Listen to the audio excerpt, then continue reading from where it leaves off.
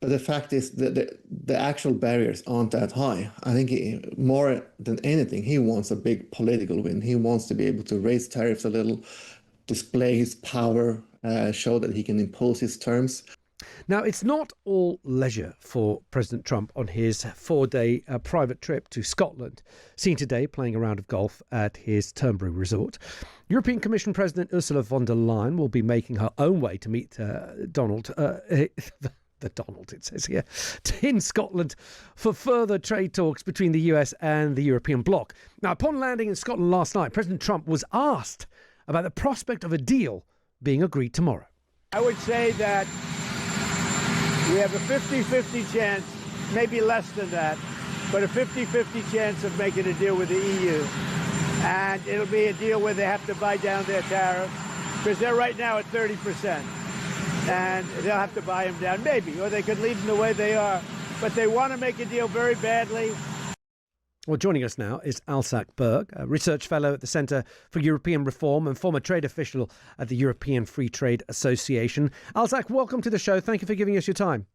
Well, thanks for having me. Primarily, it seems that Donald Trump wants the EU to drop their tariffs. What products is he going to be focusing on? Well, it's not really clear because the EU doesn't actually have a high tariff level against the US. We know he cares about regulation. We know he cares about auto export. But the fact is that the actual barriers aren't that high. I think more than anything, he wants a big political win. He wants to be able to raise tariffs a little, display his power, show that he can impose his terms. And right now, it's looking like he might just get that. What do the numbers tell us? Who's buying what from whom and who buys more? Well, it's clear that, this is the biggest trade relationship in the world, the transatlantic relationship. But the EU has a fairly large trade surplus, particularly in goods. And we know that Trump really only cares about goods. So we're talking about, 600 billion euros worth of exports to the US every year. It's a very large number. And with a trade deficit for the US of about 100 billion, so it's a large number. And he sees deficits as being, as he calls it, being ripped off by people. Yeah, he does. He basically saying as long as you have a deficit, you have a losing proposition. He doesn't care about the actual goods that they receive for that. So what do you think is going to be his plan? What would be a good deal from Trump's point of view? And then we'll talk about the EU in just a moment. But Trump, as I said, he wants to have tariffs. He calls himself the tariff man. So there will be some level of tariffs, maybe 10, 50%. He wants to show that he can pull this off, that he can get a deal. It's a political win. He can sell to his supporters. He can sell to the markets because a deal implies stability. And right now, I think that seems very likely. The EU has gone very far in offering concessions. And the deal is by all accounts very close. Is the EU in a weaker position at the moment because German economy, for example, is not doing very well? In general, EU's finances are not as robust as they have been in previous years. What will they be wanting from this deal? Well, you're right. They are in a weak position also because Europe is divided. They have to also think about the security dimension of the transatlantic relationship. So they will want some measure of stability. They will want to make sure that they don't lose out in relative terms. So if there's a tariff, they don't want a higher tariff than Japan, not substantially higher than the UK got. So it's about damage limitation. It's about the relative position. It's about trying to get a little bit of stability going forward because the EU has become very dependent on the exports to the US market. And when it comes to goods, that's kind of primarily what we're talking about, and that's where the deficit is for the US. But what about services? Because they're pretty important between the EU and the US. Are we going to see any changes there, or are they going to sort of pretend the services don't exist in these negotiations? Well, that's a very good question. The US has been trying to impose changes in the way the EU regulates digital services, the Digital Markets Act, all these sort of regulations on Meta, on Google, and the other tech giants.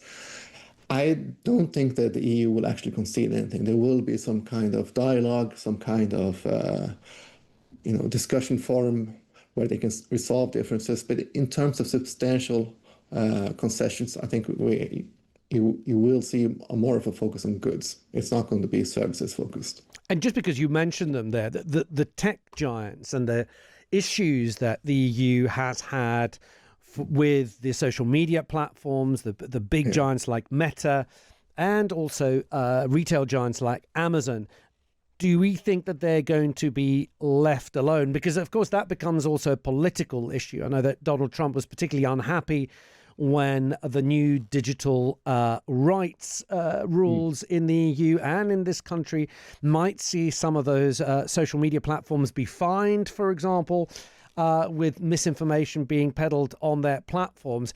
Do you think that's going to be part of these trade negotiations? I think it is part. There will be some, as I said, there will be some kind of dialogue, but the EU will not be able to go on back and change these laws. There will be some kind of dialogue on implementation. How do you actually enforce these?